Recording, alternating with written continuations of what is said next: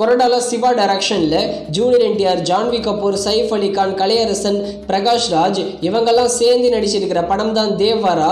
இந்த படத்தை இன்னைக்கு தியேட்டர்ஸ்ல ரிலீஸ் பண்ணியிருக்காங்க தமிழ் டப்பிங்ல.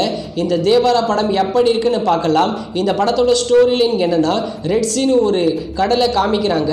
கடலுக்கு அந்த பக்கம் மக்கள் யாருமே பயப்படாம இருக்காங்க. ஆனா பயப்படாத மக்களையே பயம் பொறுத்துறாரு இந்த படத்தோட ஹீரோவான தேவாரா. இவர் ஒரு கடல் கொள்ளையன். கடல்ல நிறைய ஆயுதங்களை இவர் கொள்ளையடிப்பாரு. ஆனா ஒரு கட்டத்துக்கு அப்புறம் தேவாராக்கு மிகப்பெரிய ஆபத்து வருது அந்த கொள்ளையடிக்கிற ஆயுதங்கள்னாலேயே.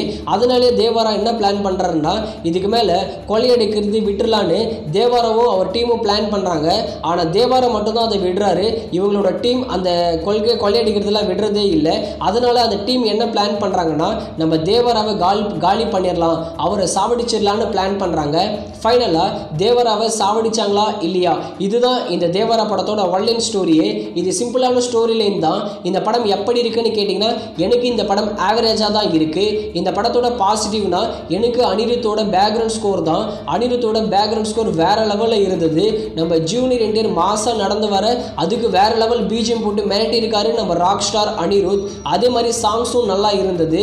அடுத்ததா நம்ம ஜூனியர் என்டிஆரோட பெர்ஃபார்மன்ஸ் ரொம்பவே சூப்பராக இருந்தது. இந்த படத்தில் ஒரு டாப் நச்சான பெர்ஃபார்மன்ஸை கொடுத்துருக்காரு நம்ம ஜூனியர் என்டிஆர். விஎஃப்எக்ஸ் நல்லா இருந்தது, சினிமோட்டோகிராஃபி நல்லா இருந்தது, மேக்கிங் எல்லாமே செம்மையாக இருந்தது. ஆனால் இந்த படத்தோட பிரச்சனை எங்கன்னா, படத்தோட கதை தான். படத்தோட கதை ரொம்பவே பழசான கதை. அதே மாதிரி ஸ்க்ரீன் பேவும் என்கேஜிக்காக கொண்டு போயிருக்கலாம், ட்விஸ்ட் அண்ட் டர்ன்ஸ்லாம் நல்லாவே வச்சிருக்கலாம். ஆனால் அது எல்லாமே சொதப்பிட்டாங்க. குறிப்பாக படத்தோட ஃபர்ஸ்ட் ஆஃப் ஆது டீசெண்டாக இருக்கும். ஆனால் செகண்ட் ஆஃப்ல ரொம்பவே கிரிஞ்சாக கொண்டு போயிட்டாங்க. படத்தோட இன்டர்வல் வேற லெவலில் இருக்கும். தெலுங்கு சினிமாவில் ஒரு பெஸ்ட் இன்டர்வல்னு கூட சொல்லலாம். இன்டர்வல் சீன் நல்லா இருந்தது. அதே மாதிரி நம்ம ஜூனியர் என்டிஆர் தவிர்த்து மற்ற எல்லாருக்குமே ரொம்ப மோசமான ரோலை கொடுத்து வச்சிருக்காங்க. வாமா மின்னல் ரோல் தான் நம்ம ஜான்வி கபூருக்கும் சைஃப் அலி கானுக்கும் லிப்சிங்லாம் சரியாகவே செட் ஆகலை. கலையரசனுக்கு நல்ல ரோலை கொடுத்துருந்தாங்க. ஆனால் அவரும் ஃபர்ஸ்ட் ஹாஃப்ல இறந்து போயிடுறாரு. இந்த மாதிரி இந்த படம் ரொம்பவே ஒரு ஆவரேஜான படத்தை தான் எடுத்து கொடுத்துருக்காரு நம்ம கொரடால சிவா. இந்த படத்துக்கு நாங்கள் தர ரேட்டிங் 5க்கு 2.75 கொடுக்கலாம். அதுக்கு ஏற்ற படம் தான் இந்த தேவாரா.